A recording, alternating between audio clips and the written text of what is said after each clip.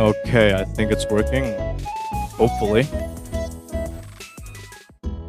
Hai, kami akan membentang tentang sebab pelaku pertumbuhan ekonomi.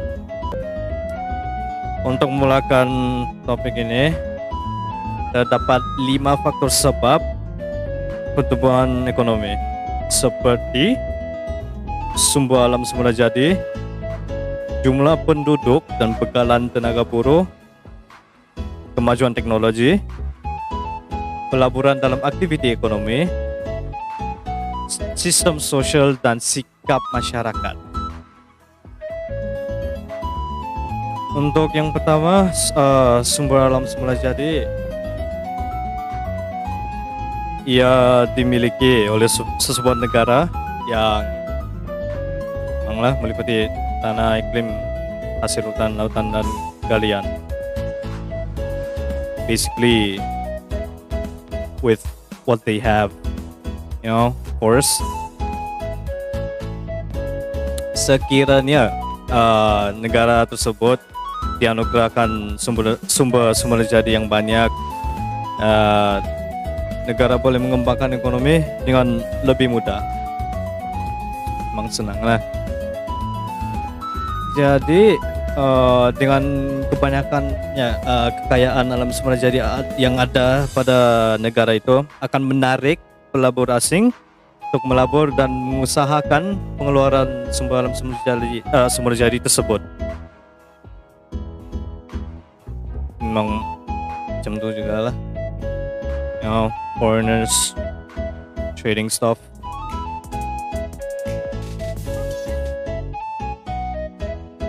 Jumlah penduduk dan bekalan tenaga buruh. Apabila penduduk sesebuah negara bertambah, jumlah tenaga buruh yang boleh menyumbang dalam aktiviti pengeluaran bertambah. Kemahiran dan produktiviti buruh boleh ditingkatkan melalui pendidikan dan latihan. Kesannya, jumlah pengeluaran barang dan perkhidmatan dalam negara akan bertambah. Di samping itu, jumlah penduduk yang besar akan meningkatkan permintaan terhadap barang dan perkhidmatan di pasaran. Oleh itu, pengeluar terdorong untuk menambahkan jumlah pengeluaran dan seterusnya menyumbang kepada pertumbuhan ekonomi. Kemajuan teknologi. Kemajuan teknologi dalam sesebuah negara akan mempercepat pertumbuhan ekonomi.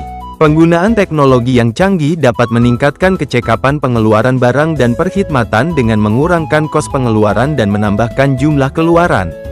Pemindahan teknologi merupakan usaha mengimpor atau membawa masuk peralatan dan pengetahuan seperti kemahiran, tata cara dan teknologi modern demi meningkatkan daya produktiviti industri tempatan.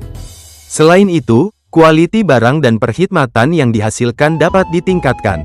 Contohnya, Pro 2 telah mengimpor dan mengambil manfaat teknologi Jepun dalam pembuatan keretanya. Peningkatan kecekapan pengeluaran sesebuah negara akan meningkatkan jumlah pengeluaran negara tersebut dan seterusnya menyumbang kepada pendapatan negara yang lebih tinggi. Kesannya, kegiatan ekonomi akan berkembang dengan pesat. Seterusnya ialah pelaburan dalam aktiviti ekonomi. Pelaburan dalam sektor ekonomi akan melahirkan aktiviti pengeluaran dalam negara.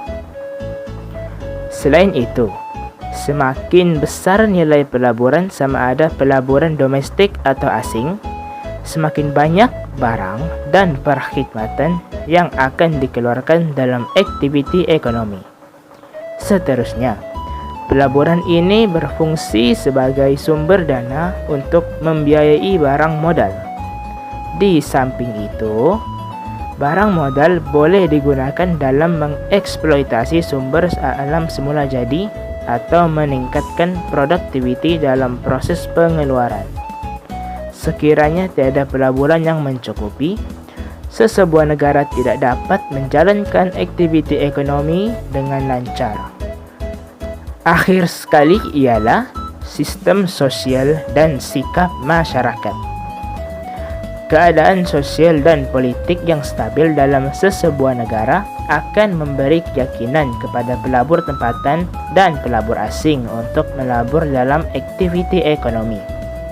Selain itu, sikap keterbukaan masyarakat sesebuah negara akan mempengaruhi pertumbuhan ekonomi.